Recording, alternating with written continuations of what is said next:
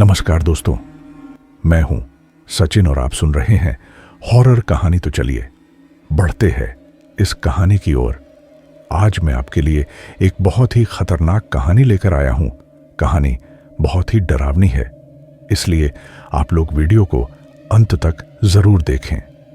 दोस्तों, अगर आपके पास कोई डरावनी सच्ची कहानी है तो आप मुझे इंस्टाग्राम पर अपनी कहानी भेज सकते हैं।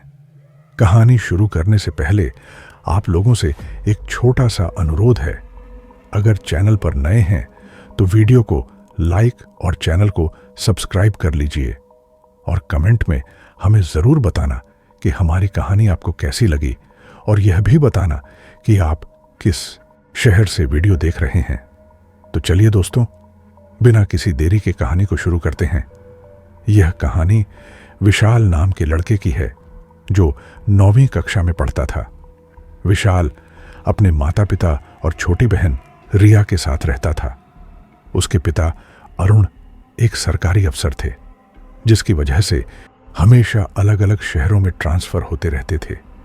इस बार उनका तबादला एक छोटे शहर रुद्रपुर में हुआ था। यहां उन्होंने एक पुरानी लेकिन बड़ी सरकारी कॉलोनी में फ्लैट लिया। विशाल इस बात से बहुत खुश था कि इस नए घर में उसे अपना अलग कमरा मिला था।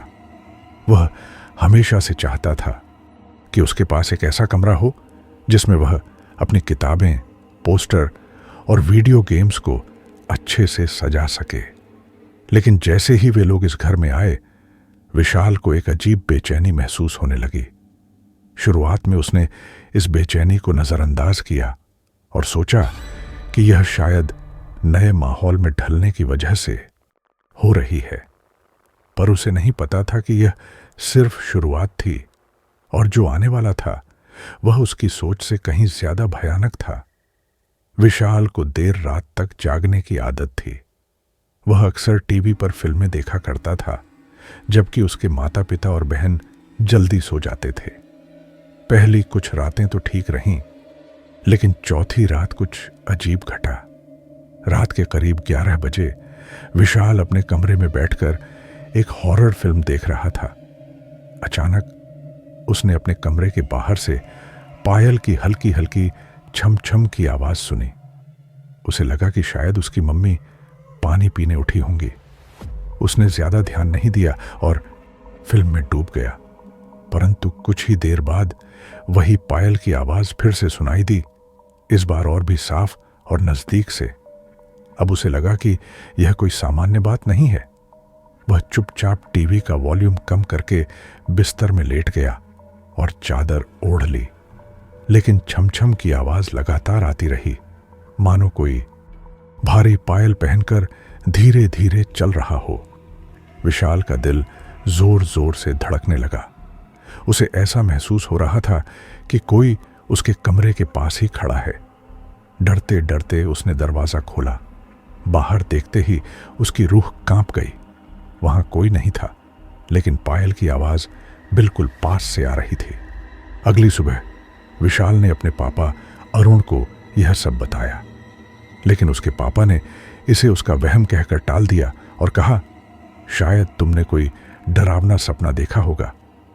विशाल ने मां से भी बात की, लेकिन उन्होंने भी इसे कोई महत्व नहीं दिया।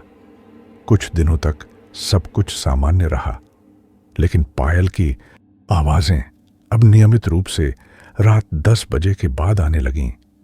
विशाल को लगने लगा था कि यह सब सिर्फ उसी के साथ हो रहा है, क्योंकि बाकी परिवार के किसी सदस्य ने ऐसी आवाजें नहीं सुनी थीं। एक रात जब वह बिस्तर पर सोने की कोशिश कर रहा था, उसे अचानक महसूस हुआ कि किसी बच्चे ने उसका हाथ पकड़ लिया है। उसने तेजी से नीचे देखा, लेकिन वहां कोई नहीं था, मगर उसे छोटे हाथ की ठंडक और पकड़ साफ महसूस हो रही थी। विशाल का पूरा शरीर पसीने से तर हो गया। किसी तरह उसने हिम्मत करके खुद को संभाला और दरवाजे को बंद करके बिस्तर में दुबक गया। कुछ हफ्तों बाद विशाल के पापा के दोस्त वर्मा अंकल का परिवार उसी कॉलोनी में शिफ्ट हो गया। वर्मा अंकल का बेटा मोहित विशाल का अच्छा दोस्त था। एक दिन वर्मा अंकल ने अरुण से पूछा, क्या आप लोगों ने कभी इस घर में पायल की आवाजें सुनी हैं? यह सुनते ही अरुण और विशाल दोनों के चेहरे का रंग उड़ गया। वर्मा अंकल ने बताया कि उनके पूरे परिवार ने भी वैसी ही आवाजें सुनी थीं। अब यह साफ हो गया था कि विशाल का वहम नहीं था। इसके बाद वर्मा अंकल ने एक पुरानी घटना के बारे में बताया। दरअसल जिस जगह पर अब यह कॉलोनी बनी थी, वहां कई साल पहले एक परिवार का कत्ल कर दिया गया था। उस परिवार में पति पत्नी के अलावा 2 छोटे बच्चे भी थे। उनकी आत्माएं अब भी इस जगह पर भटक रही थीं। कहानी यहीं खत्म नहीं होती। कुछ समय बाद भारत में कोरोना महामारी के कारण लॉकडाउन लग गया और विशाल का परिवार इस फ्लैट में फंस गया। एक रात जब विशाल छत पर टहल रहा था, उसे छत के दूसरी ओर से अजीब सी खटपट की आवाज सुनाई दी। वह देखने गया तो वहां कोई नहीं था, लेकिन छत पर रखी डिश एंटीना अपनी जगह से खिसक चुका था। वह कुछ देर वहां खड़ा रहा। तभी एंटीना अचानक हवा में उठ गया और फिर जमीन पर गिर पड़ा। विशाल घबरा गया और तुरंत अपने पापा को बुलाया। पहले तो किसी ने उसकी बातों पर भरोसा नहीं किया, लेकिन जब यह घटना उसके परिवार के सामने भी घटी तो सबके होश उड़ गए। अगले दिन लोगों ने डिश को रस्सियों से बांध दिया, लेकिन आधी रात को फिर वही खटपट शुरू हो गई। जब वे लोग छत पर गए तो उन्होंने देखा कि डिश गायब हो चुकी थी। कुछ देर खोजने के बाद वह फिर अपनी जगह पर लौट आया, जैसे कुछ हुआ ही न हो। कुछ समय बाद विशाल और उसके दोस्त मोहित ने ठानी कि वे अमावस्या की रात को छत पर जाकर सच्चाई का पता लगाएंगे। अमावस्या की रात जब दोनों छत पर गए तो अचानक से ठंडी हवा चलने लगी। तभी विशाल को एक परछाई दिखी जो धीरे धीरे उनकी ओर बढ़ रही थी। उस परछाई के पास आने पर विशाल ने देखा कि वह मोहित नहीं था, बल्कि कुछ और ही था। उसके पैर उल्टे थे। विशाल ने हिम्मत करके पास रखी जलती लकड़ी उठाई और परछाई की ओर बढ़ाया। जैसे ही लकड़ी पास आई, वह परछाई जोर से चिल्लाई और गायब हो गई। इसके बाद विशाल के पापा ने एक पंडित बुलवाकर घर में पूजा पाठ करवाया। पंडित ने बताया कि इस जगह पर बुरी आत्माओं का बसेरा था और वह डिश एंटीना भी उन्हीं बुरी शक्तियों से जुड़ा हुआ था।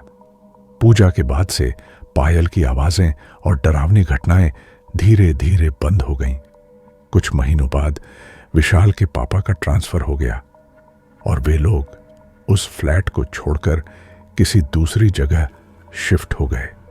अब इस घटना को कई साल बीत चुके हैं। विशाल बड़ा हो चुका है, लेकिन वह उन घटनाओं को कभी नहीं भूल पाया। आज भी जब वह उन आत्माओं के बारे में सोचता है तो उसके रोंगटे खड़े हो जाते हैं। तो दोस्तों, ये थी आज की कहानी। अगर आपको ये कहानी पसंद आई तो वीडियो को लाइक और चैनल को सब्सक्राइब करना ना भूलें। मैं आपका दोस्त सचिन जल्द ही मिलूंगा आपसे एक नई कहानी के साथ। तब तक के लिए अपना ख्याल रखें।